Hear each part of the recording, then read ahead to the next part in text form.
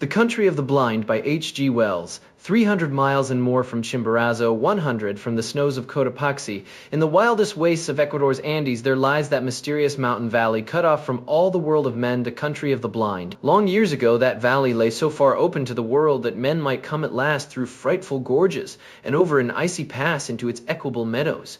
And thither indeed men came, a family or so of Peruvian half-breeds, fleeing from the lust and tyranny of an evil Spanish ruler. Then came the stupendous outbreak of Mindobamba, when it was night in Quito for 17 days, and the water was boiling at Iguachi, and all the fish floating dying, even as far as Guayaquil. Everywhere along the Pacific slopes, there were landslips and swift thawings and sudden floods, and one whole side of the old Arauca crest slipped and came down in thunder and cut off the country of the blind forever from the exploring feet of men. But one of these early settlers had chanced to be on the hither side of the gorges when the world had so terribly shaken itself, and he perforce had to forget his wife and his child and all the friends and possessions he had left up there and start life over again in the lower world. He started it again, but ill. Blindness overtook him, and he died of punishment in the mines, but the story he told begot a legend that lingers along the length of the Cordilleras of the Andes to this day.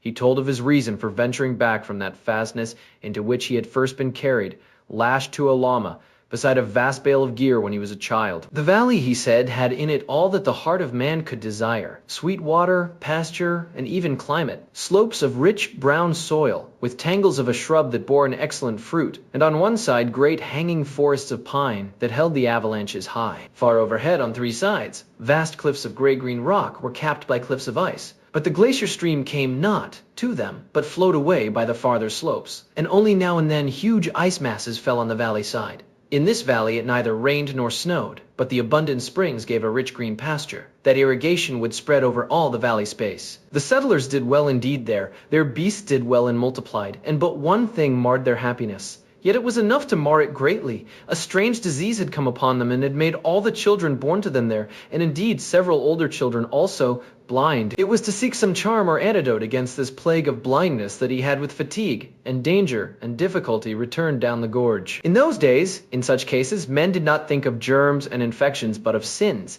and it seemed to him that the reason of this affliction must lie in the negligence of these priestless immigrants to set up a shrine so soon as they entered the valley. He wanted a shrine, a handsome, cheap, effectual shrine, to be erected in the valley. He wanted relics and such like potent things of faith, blessed objects and mysterious medals and prayers. In his wallet he had a bar of native silver for which he would not account. He insisted there was none in the valley, with something of the insistence of an inexpert liar. They had all clubbed their money and ornaments together, having little need for such treasure up there, he said, to buy them holy help against their ill. I figure this dim-eyed young mountaineer, sunburnt, gaunt, and anxious, hat-brim clutched feverishly, a man all unused to the ways of the lower world, telling this story to some keen-eyed, attentive priest before the great convulsion. I can picture him presently seeking to return with pious and infallible remedies against that trouble, and the infinite dismay with which he must have faced the tumbled vastness where the gorge had once come out. But the rest of his story of mischances is lost to me, save that I know of his evil death after several years. Poor stray from that remoteness. The stream that had once made the gorge now bursts from the mouth of a rocky cave, and the legend, his poor ill-told story set going, developed into the legend of a race of blind men somewhere over there one may still hear today. And amidst the little population of that now isolated and forgotten valley, the disease ran its course. The old became groping, the young saw but dimly, and the children that were born to them never saw at all. But life was very easy in that snow-rimmed basin, lost to all the world, with neither thorns nor briars, with no evil insects nor any beasts save the gentle breed of llamas. They had lugged and thrust and followed up the beds of the shrunken rivers in the gorges up which they had come. The seeing had become purblind so gradually that they scarcely noticed their loss. They guided the sightless youngsters hither and thither until they knew the whole valley marvelously, and when at last sight died out among them, the race lived on. They had even time to adapt themselves to the blind control of fire, which they made carefully in stoves of stone. They were a simple strain of people at the first, unlettered, only slightly touched with the Spanish civilization, but with something of a tradition of the arts of old Peru and of its lost philosophy. Generation followed generation. They forgot many things, they devised many things. Their tradition of the greater world they came from became mythical in color and uncertain. In all things save sight they were strong and able, and presently chance sent one who had an original mind and who could talk and persuade among them, and then afterwards another. These two passed, leaving their effects, and the little community grew in numbers and in understanding, and met and settled social and economic problems that arose. Generation followed generation, generation followed generation. There came a time when a child was born who was 15 generations from that ancestor who went out of the valley with a bar of silver to seek God's aid, and who never returned. Thereabout it chanced that a man came into this community from the outer world, and this is the story of that man. He was a mountaineer from the country near Quito, a man who had been down to the sea and had seen the world, a reader of books in an original way, an acute and enterprising man, and he was taken on by a party of Englishmen who had come out to Ecuador to climb mountains to replace one of their 3 Swiss guides who had fallen ill. He climbed here and he climbed there, and then came the attempt on Parascotopel, the Matterhorn of the Andes, in which he was lost to the outer world. The story of that accident has been written a dozen times. Pointer's narrative is the best. He tells how the little party worked their difficult and almost vertical way up to the very foot of the last and greatest precipice, and how they built a night shelter amidst the snow upon a little shelf of rock, and, with a touch of real dramatic power, how presently they found Nunez had gone from them. They shouted, and there was no reply, shouted and whistled, and for the rest of that night they slept no more.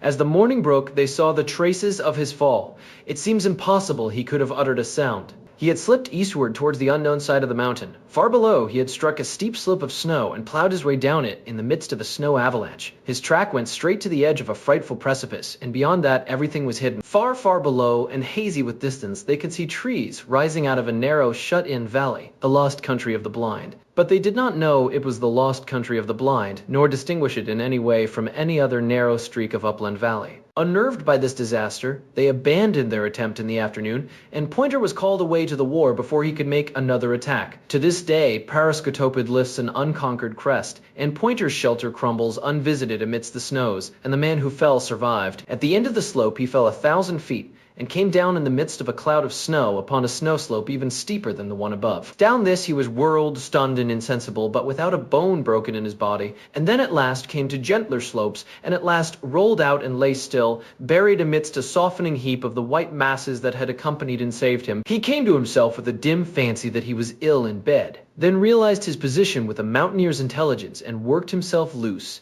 and, after a rest or so, out until he saw the stars. He rested flat upon his chest for a space, wondering where he was and what had happened to him. He explored his limbs and discovered that several of his buttons were gone and his coat turned over his head. His knife had gone from his pocket and his hat was lost. Though he had tied it under his chin, he recalled that he had been looking for loose stones to raise his piece of the shelter wall. His ice axe had disappeared. He decided he must have fallen and looked up to see, exaggerated by the ghastly light of the rising moon, the tremendous flight he had taken. For a while he lay, gazing blankly at the vast pale cliff, towering above, rising moment by moment out of a subsiding tide of darkness.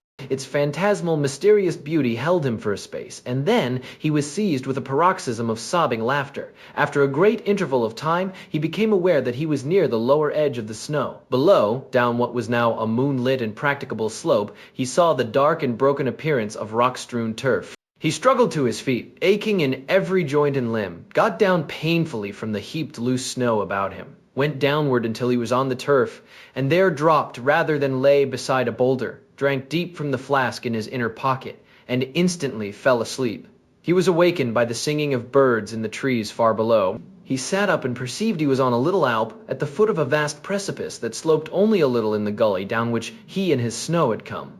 Over against him another wall of rock reared itself against the sky. The gorge between these precipices ran east and west, and was full of the morning sunlight, which lit to the westward the mass of fallen mountain that closed the descending gorge. Below him it seemed there was a precipice equally steep, but behind the snow in the gully he found a sort of chimney cleft dripping with snow water, down which a desperate man might venture. He found it easier than it seemed, and came at last to another desolate alp, and then after a rock climb of no particular difficulty, to a steep slope of trees.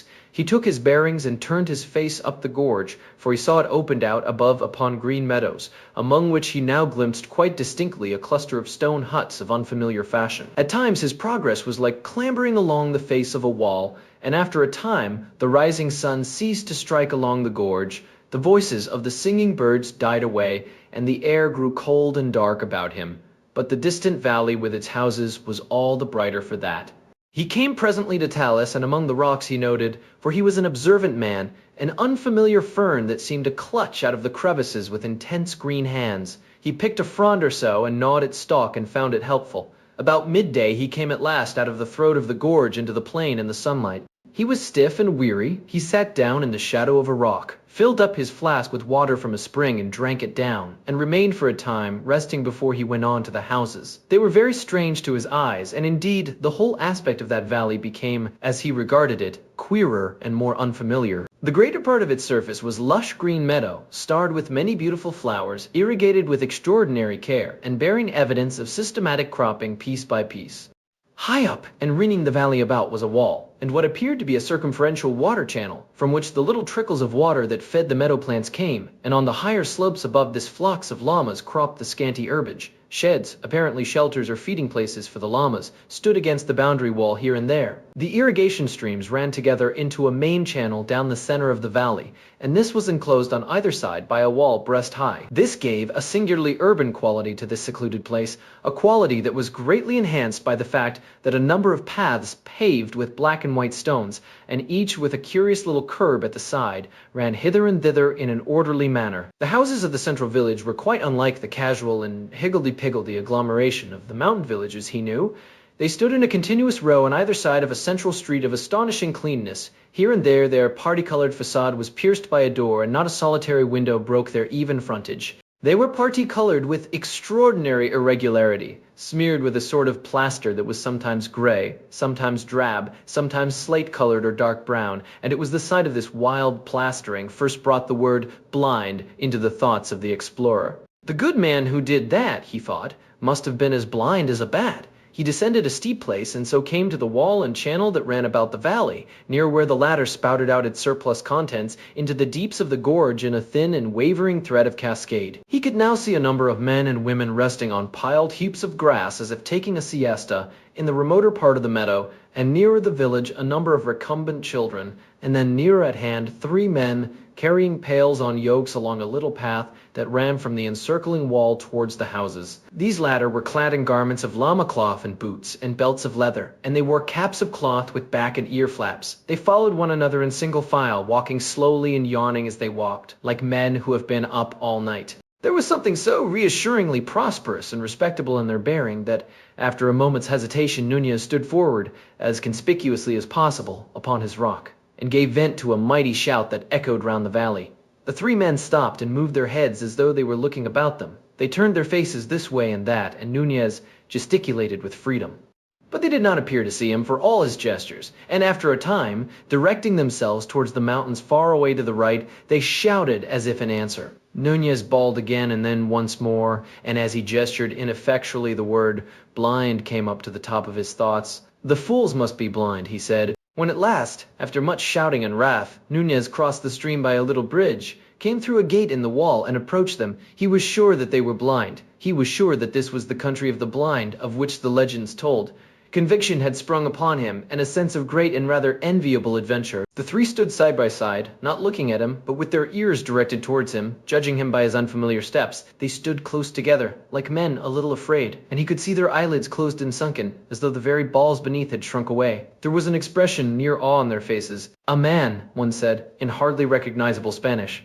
"A man it is, a man or a spirit coming down from the rocks," but Nunez advanced with the confident steps of a youth who enters upon life. All the old stories of the lost valley and the country of the blind had come back to his mind, and through his thoughts ran this old proverb, as if it were a refrain. In the country of the blind, the one-eyed man is king. In the country of the blind, the one-eyed man is king. And very civilly he gave them greeting. He talked to them and used his eyes. "Where does he come from, Brother Pedro?" asked one. "Down out of the rocks. Over the mountains I come," said Nunez. "Out of the country beyond there, where men can see. From near Bogota, where there are 100,000 of people, and where the city passes out of sight." "Sight?" muttered Pedro. "Sight? He comes?" said the second blind man, out of the rocks. The cloth of their coats Nunez saw was curious fashioned, each with a different sort of stitching. They startled him by a simultaneous movement towards him, each with a hand outstretched. He stepped back from the advance of these spread fingers. "Come hither," said the third blind man, following his motion and clutching him neatly. And they held Nunez and felt him over, saying no word further until they had done so. "Carefully," he cried, with a finger in his eye, and found they thought that organ, with its fluttering lids, a queer thing in him. They went over it again. "A strange creature, Correa," said the one called Pedro. "Feel the coarseness of his hair, like a llama's hair. Rough he is as the rocks that begot him, said Correa, investigating Nunez's unshaven chin with a soft and slightly moist hand. Perhaps he will grow finer. Nunez struggled a little under their examination, but they gripped him firm. Carefully, he said again. He speaks, said the third man. Certainly he is a man. Ah, said Pedro at the roughness of his coat. And you have come into the world? Asked Pedro. Out of the world. Over mountains and glaciers, right over above there, halfway to the sun. Out of the great big world that goes down, 12 days' journey to the sea? They scarcely seem to heed him. Our fathers have told us, men may be made by the forces of nature, said Correa. It is the warmth of things, and moisture, and rottenness.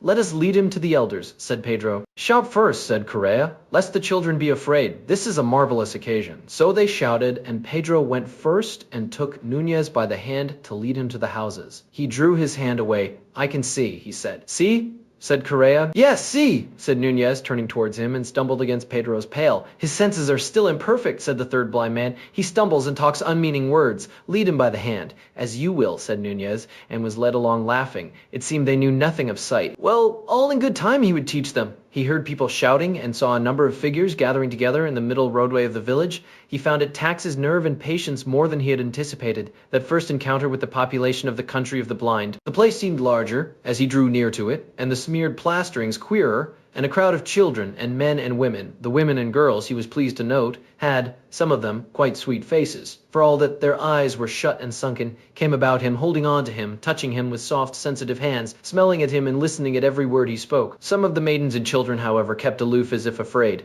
and indeed his voice seemed coarse and rude beside their softer notes. They mobbed him. His three guides kept close to him with an effect of proprietorship, and said again and again, a wild man out of the rocks. Bogota, he said, Bogota, he said, Bogota. Over the mountain crests, a wild man using wild words, said Pedro. Did you hear that, Bogota? His mind has hardly formed yet. He has only the beginnings of speech. A little boy nipped his hand. Bogota, he said mockingly, aye, a city to your village. I come from the great world, where men have eyes and see. His name's Bogota, they said. He stumbled, said Correa, stumbled twice as we came hither. Bring him in to the elders. And they thrust him suddenly through a doorway into a room as black as pitch, save at the end there faintly glowed a fire. The crowd closed in behind him and shut out all but the faintest glimmer of day, and before he could arrest himself, he had fallen headlong over the feet of a seated man. His arm outflung struck the face of someone else as he went down. He felt the soft impact of features and heard a cry of anger, and for a moment he struggled against a number of hands that clutched him. It was a one-sided fight. An inkling of the situation came to him, and he lay quiet. I fell down, he said. I couldn't see in this pitchy darkness. There was a pause as if the unseen persons about him tried to understand his words. Then the voice of Correa said, he is but newly formed. He stumbles as he walks and mingles words that mean nothing with his speech. Others also said things about him that he heard or understood imperfectly. May I sit up? He asked in a pause. I will not struggle against you again. They consulted and let him rise. The voice of an older man began to question him, and Nunez found himself trying to explain the great world out of which he had fallen, and the sky and mountains and such like marvels, to these elders who sat in darkness in the country of the blind, and they would believe and understand nothing whatever that he told them, a thing quite outside his expectation. They would not even understand many of his words. For 14 generations these people had been blind and cut off from all the seeing world. The names for all the things of sight had faded and changed. The story of the outer world was faded and changed to a child's story, and they had ceased to concern themselves with anything beyond the rocky slopes above their circling wall. Blind men of genius had arisen among them, and questioned the shreds of belief and tradition they had brought with them from their seeing days, and had dismissed all these things as idle fancies, and replaced them with new and saner explanations. Much of their imagination had shriveled with their eyes, and they had made for themselves new imaginations with their ever more sensitive ears and fingertips. Slowly, Nunez realized this, that his expectation of wonder and reverence at his origin and his gifts was not to be borne out, and, after his poor attempt to explain sight to them, had been set aside as the confused version of a new-made being describing the marvels of his incoherent sensations, he subsided, a little dashed, into listening to their instruction. And the eldest of the blind men explained to him life and philosophy and religion, how that the world, meaning their valley, had been first an empty hollow in the rocks, and then had come first inanimate things without the gift of touch, and llamas and a few other creatures that had little sense, and then men, and at last angels whom one could hear singing and making fluttering sounds, but whom no one could touch at all, which puzzled Nunez greatly until he thought of the birds. He went on to tell Nunez how this time had been divided into the warm and the cold, which are the blind equivalents of day and night, and how it was good to sleep in the warm and work during the cold, so that now, but for his advent, the whole town of the blind would have been asleep. He said Nunez must have been specially created to learn and serve the wisdom they had acquired, and that for all his mental incoherency and stumbling behavior, he must have courage and do his best to learn. And at that, all the people in the doorway murmured encouragingly. He said the night, for the blind call their day night, was now far gone, and it behooved everyone to go back to sleep. He asked Nunez if he knew how to sleep, and Nunez said he did, but that before sleep he wanted food. They brought him food, llama's milk in a bowl, and rough salted bread, and led him into a lonely place to eat out of their hearing, and afterwards to slumber until the chill of the mountain evening roused them to begin their day again. But Nunez slumbered not at all. Instead, he sat up in the place where they had left him, resting his limbs and turning the unanticipated circumstances of his arrival over and over in his mind. Every now and then he laughed, sometimes with amusement and sometimes with indignation. Unformed mind, he said, got no senses yet. They little know they've been insulting their heaven-sent king and master. I see I must bring them to reason. Let me think. He was still thinking when the sun set. Nunez had an eye for all beautiful things, and it seemed to him that the glow upon the snowfields and glaciers that rose about the valley on every side was the most beautiful thing he had ever seen. His eyes went from that inaccessible glory to the village and irrigated fields, fast sinking into the twilight. And suddenly, a wave of emotion took him, and he thanked God from the bottom of his heart that the power of sight had been given him. He heard a voice calling to him from out of the village, "Yahoo there, Bogota, come hither." At that, he stood up, smiling. He would show these people once and for all what sight would do for a man. They would seek him, but not find him. "You move not, Bogota," said the voice. He laughed noiselessly and made 2 stealthy steps aside from the path. "Trample not on the grass, Bogota. That is not allowed." Nunez had scarcely heard the sound he made himself. He stopped, amazed. The owner of the voice came running up the piebald path towards him. He stepped back into the pathway. "Here I am," he said. "Why did you not come when I called you?" said the blind man. "Must you be led like a child? Cannot you hear the path as you walk?" Nunez laughed. "I can see it," he said. "There is no such word as see," said the blind man after a pause. "Cease this folly and follow the sound of my feet." Nunez followed, a little annoyed. "My time will come," he said. "You'll learn," the blind man answered. "There is much to learn in the world. Has no one told you? In the country of the blind, the one-eyed man is king." "What is blind?" asked the blind man carelessly over his shoulder. 4 days passed, and the 5th found the king of the blind still incognito, as a clumsy and useless stranger among his subjects. It was, he found, much more difficult to proclaim himself than he had supposed,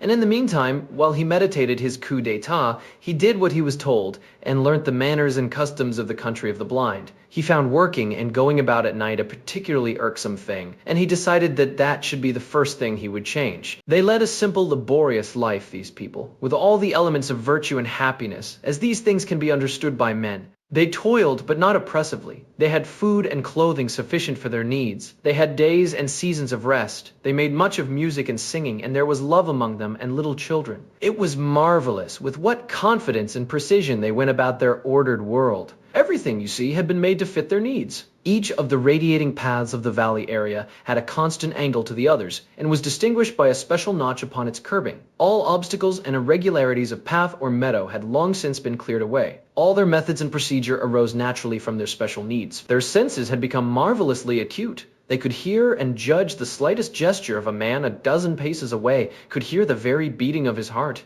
Intonation had long replaced expression with them, and touch's gesture, and their work with hoe and spade and fork was as free and confident as garden work can be. Their sense of smell was extraordinarily fine.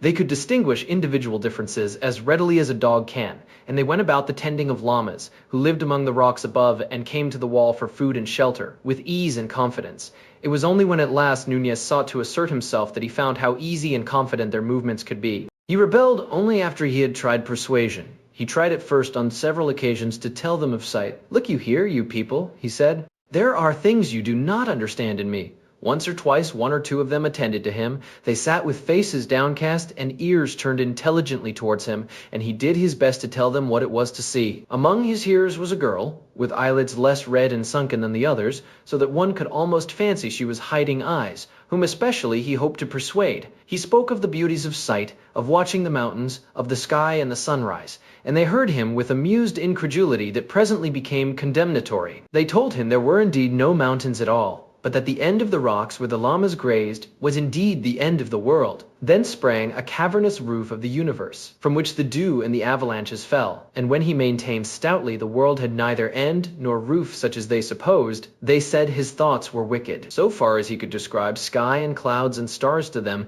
it seemed to them a hideous void, a terrible blankness in the place of the smooth roof to things in which they believed. It was an article of faith with them that the cavern roof was exquisitely smooth to the touch. He saw that in some manner he shocked them, and gave up that aspect of the matter altogether, and tried to show them the practical value of sight. One morning he saw Pedro in the path called 17, and coming towards the central houses, but still too far off for hearing or scent, and he told them as much. In a little while, he prophesied, Pedro will be here. An old man remarked that Pedro had no business on path 17, and then, as if in confirmation, that individual as he drew near turned and went transversely into path 10, and so back with nimble paces towards the outer wall. They mocked Nunez when Pedro did not arrive, and afterwards, when he asked Pedro questions to clear his character, Pedro denied and outfaced him, and was afterwards hostile to him. Then he induced them to let him go a long way up the sloping meadows towards the wall with one complacent individual, and to him he promised to describe all that happened among the houses. He noted certain goings and comings, but the things that really seemed to signify to these people happened inside of or behind the windowless houses. The only things they took note of to test him by, and of those he could see or tell nothing. And it was after the failure of this attempt and the ridicule they could not repress that he resorted to force. He thought of seizing a spade and suddenly smiting one or two of them to earth, and so in fair combat showing the advantage of eyes. He went so far with that resolution as to seize his spade, and then he discovered a new thing about himself, and that was that it was impossible for him to hit a blind man in cold blood. He hesitated, and found them all aware that he had snatched up the spade. They stood all alert, with their heads on one side, and bent ears towards him for what he would do next. "Put that spade down," said one, and he felt a sort of helpless horror. He came near obedience. Then he had thrust one backwards against a house wall, and fled past him and out of the village. He went athwart one of their meadows, leaving a track of trampled grass behind his feet, and presently sat down by the side of one of their ways. He felt something of the buoyancy that comes to all men in the beginning of a fight, but more perplexity. He began to realize that you cannot even fight happily with creatures who stand upon a different mental basis to yourself. Far away he saw a number of men carrying spades and sticks come out of the street of houses and advance in a spreading line along the several paths towards him. They advanced slowly, speaking frequently to one another, and ever and again the whole cordon would halt and sniff the air and listen.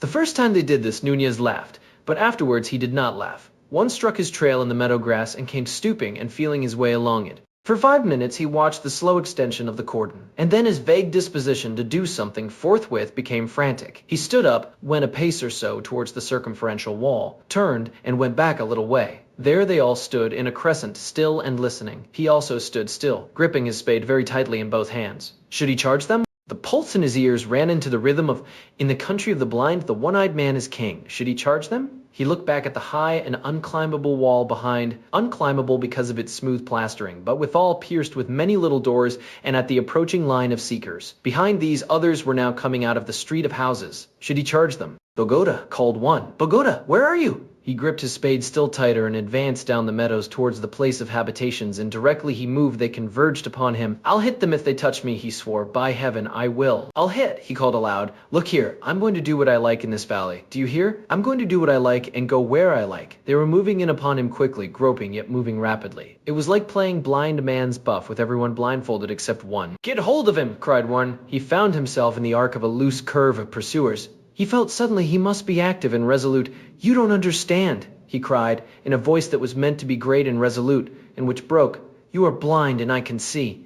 Leave me alone. Bogota. Put down that spade and come off the grass." The last order, grotesque in its urban familiarity, produced a gust of anger. "I'll hurt you," he said, sobbing with emotion. "By heaven, I'll hurt you. Leave me alone." He began to run, not knowing clearly where to run. He ran from the nearest blind man because it was a horror to hit him. He stopped and then made a dash to escape from their closing ranks. He made for where a gap was wide, and the men on either side, with a quick perception of the approach of his paces, rushed in on one another. He sprang forward and then saw he must be caught, and swish! The spade had struck. He felt the soft thud of hand and arm, and the man was down with a yell of pain, and he was through. Through! And then he was close to the street of houses again, and blind men, whirling spades and stakes, were running with a reasoned swiftness hither and thither.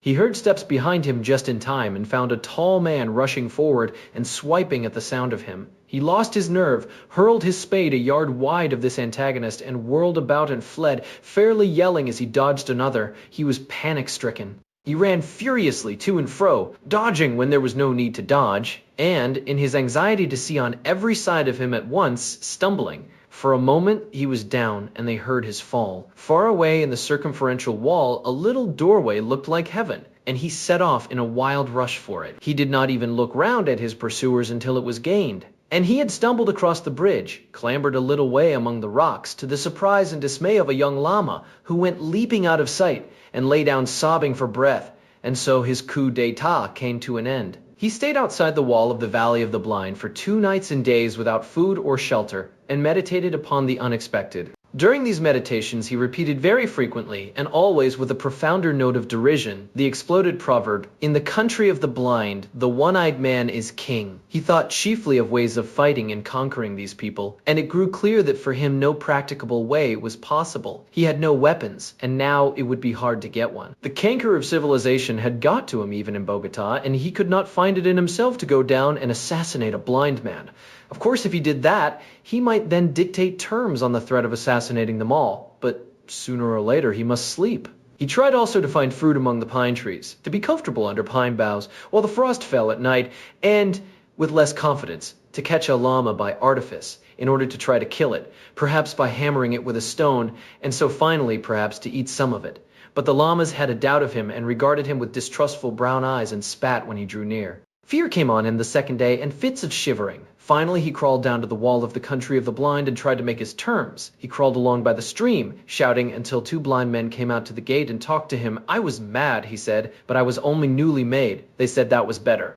He told them he was wiser now, and repented of all he had done. Then he wept without intention, for he was very weak and ill now, and they took that as a favorable sign. They asked him if he still thought he could see. "No," he said, "that was folly. The word means nothing." Less than nothing! They asked him what was overhead. About 10 times 10 the height of a man there is a roof above the world, of rock, and very, very smooth. So beautifully smooth, he burst again into hysterical tears. "Before you ask me any more, give me some food or I shall die." He expected dire punishments, but these blind people were capable of toleration. They regarded his rebellion as but one more proof of his general idiocy and inferiority. And after they had whipped him, they appointed him to do the simplest and heaviest work they had for anyone to do. And he, seeing no other way of living, did submissively what he was told. He was ill for some days, and they nursed him kindly. That refined his submission. But they insisted on his lying in the dark, and that was a great misery. And blind philosophers came and talked to him of the wicked levity of his mind, and reproved him so impressively for his doubts about the lid of rock that covered their cosmic casserole, that he almost doubted whether indeed he was not the victim of hallucination in not seeing it overhead. So Nunez became a citizen of the country of the blind, and these people ceased to be a generalized people and became individualities to him and familiar to him, while the world beyond the mountains became more and more remote and unreal. There was Jacob, his master, a kindly man, when not annoyed. There was Pedro, Jacob's nephew, and there was Medina Sarot, who was the youngest daughter of Jacob. She was little esteemed in the world of the blind, because she had a clear-cut face and lacked that satisfying glossy smoothness, that is, the blind man's ideal of feminine beauty. But Nunez thought her beautiful at first, and presently the most beautiful thing in the whole creation. Her closed eyelids were not sunken in red after the common way of the valley, but lay as though they might open again at any moment. And she had long eyelashes, which were considered a grave disfigurement, and her voice was weak and did not satisfy the acute hearing of the valley swains, so that she had no lover. There came a time when Nunez thought that, could he win her, he would be resigned to live in the valley for all the rest of his days. He watched her, he sought opportunities of doing her little services, and presently he found that she observed him. Once at a rest day gathering, they sat side by side in the dim starlight, and the music was sweet. His hand came upon hers, and he dared to clasp it. Then very tenderly she returned his pressure, and one day, as they were at their meal in the darkness, he felt her hand very softly seeking him, and as it chanced, the fire leapt then, and he saw the tenderness of her face. He sought to speak to her. He went to her one day when she was sitting in the summer moonlight spinning. The light made her a thing of silver and mystery. He sat down at her feet and told her he loved her, and told her how beautiful she seemed to him. He had a lover's voice. He spoke with a tender reverence that came near to awe, and she had never before been touched by adoration. She made him no definite answer, but it was clear his words pleased her. After that, he talked to her whenever he could take an opportunity. The valley became the world for him, and the world beyond the mountains where men lived by day seemed no more than a fairy tale he would someday pour into her ears. Very tentatively and timidly he spoke to her of sight. Sight seemed to her the most poetical of fancies, and she listened to his description of the stars and the mountains, and her own sweet white-lit beauty as though it was a guilty indulgence. She did not believe, she could only half understand, but she was mysteriously delighted, and it seemed to him that she completely understood. His love lost its awe and took courage. Presently he was for demanding her of Jacob and the elders in marriage, but she became fearful and delayed. And it was one of her elder sisters who first told Jacob that Medina Sarote and Nunez were in love. There was from the first very great opposition to the marriage of Nunez and Medina Sarote, not so much because they valued her as because they held him as a being apart, an idiot, incompetent thing below the permissible level of a man. Her sisters opposed it bitterly as bringing discredit on them all, and old Jacob, though he had formed a sort of liking for his clumsy, obedient serf, shook his head and said the thing could not be. The young men were all angry at the idea of corrupting the race, and one went so far as to revile and strike Nunez. He struck back. Then, for the first time, he found an advantage in seeing even by twilight, and after that fight was over, no one was disposed to raise a hand against him. But they still found his marriage impossible. Old Jacob had a tenderness for his last little daughter, and was grieved to have her weep upon his shoulder. "You see, my dear, he's an idiot. He has delusions. He can't do anything right. I know," wept Medina Sarote, "but he's better than he was. He's getting better, and he's strong, dear father, and kind, stronger and kinder than any other man in the world. And he loves me, and father, I love him." Old Jacob was greatly distressed to find her inconsolable, and besides, what made it more distressing, he liked Nunez for many things. So he went and sat in the windowless council chamber with the other elders and watched the trend of the talk, and said, at the proper time, "He's better than he was. Very likely, some day, we shall find him as sane as ourselves." Then afterwards, one of the elders, who thought deeply, had an idea. He was a great doctor among these people, their medicine man, and he had a very philosophical and inventive mind, and the idea of curing Nunez of his peculiarities appealed to him. One day, when Jacob was present, he returned to the topic of Nunez. "I have examined Nunez," he said, "and the case is clearer to me. I think very probably he might be cured." "This is what I have always hoped," said old Jacob. "His brain is affected," said the blind doctor. The elders murmured assent. "Now what affects it?" "Ah," said old Jacob. "This," said the doctor, answering his own question. "Those queer things that are called the eyes, and which exist to make an agreeable depression in the face, are diseased, in the case of Nunez, in such a way as to affect his brain. They are greatly distended. He has eyelashes, and his eyelids move, and consequently his brain is in a state of constant irritation and distraction." "Yes," said old Jacob. "Yes, and I think I may say with reasonable certainty that in order to cure him complete, all that we need to do is a simple and easy surgical operation, namely, to remove these irritant bodies. And then he will be sane? Then he will be perfectly sane, and a quite admirable citizen. Thank heaven for science," said old Jacob, and went forth at once to tell Nunez of his happy hopes. But Nunez's manner of receiving the good news struck him as being cold and disappointing. "One might think," he said, "from the tone you take, that you did not care for my daughter. It was Medina Sarote who persuaded Nunez to face the blind surgeons. You do not want me," he said, "to lose my gift of sight." She shook her head. "My world is sight." Her head drooped lower. "There are the beautiful things, the beautiful little things, the flowers, the lichens amidst the rocks, the light and softness on a piece of fur, the far sky with its drifting dawn of clouds, the sunsets and the stars, and there is you. For you alone it is good to have sight, to see your sweet, serene face, your kindly lips, your dear, beautiful hands folded together. It is these eyes of mine you won, these eyes that hold me to you that these idiots seek. Instead, I must touch you, hear you, and never see you again. I must come under that roof of rock and stone and darkness, that horrible roof under which your imaginations stoop. No, you would not have me do that?" A disagreeable doubt had arisen in him. He stopped, and left the thing a question. "I wish," she said, "sometime—" She paused. "Yes," he said, a little apprehensively. "I wish sometimes you would not talk like that." "Like what? I know it's pretty. It's your imagination. I love it. But now—" He felt cold. "Now?" he said faintly.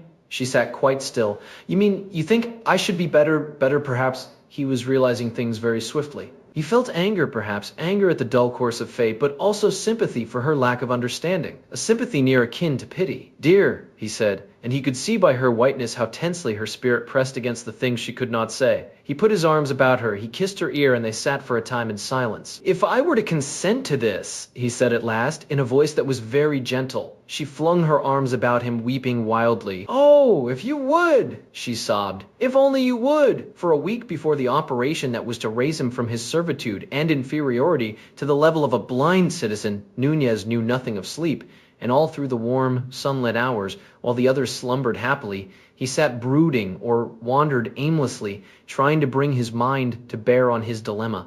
He had given his answer, he had given his consent, and still he was not sure. And at last, work time was over, the sun rose in splendor over the golden crests, and his last day of vision began for him. He had a few minutes with Medina Sarote before she went apart to sleep. "Tomorrow," he said, "I shall see no more." "Dear heart," she answered, and pressed his hands with all her strength. "They will hurt you but little," she said, "and you are going through this pain. You are going through it, dear lover, for me. Dear, if a woman's heart and life can do it, I will repay you. My dearest one, my dearest," with the tender voice, "I will repay." He was drenched in pity for himself and her. He held her in his arms and pressed his lips to hers and looked on her sweet face for the last time. "Goodbye," he whispered to that dear sight. "Goodbye." And then in silence he turned away from her. She could hear his slow retreating footsteps, and something in the rhythm of them threw her into a passion of weeping. He walked away. He had fully meant to go to a lonely place where the meadows were beautiful with white narcissus, and there remain until the hour of his sacrifice should come. But as he walked, he lifted up his eyes and saw the morning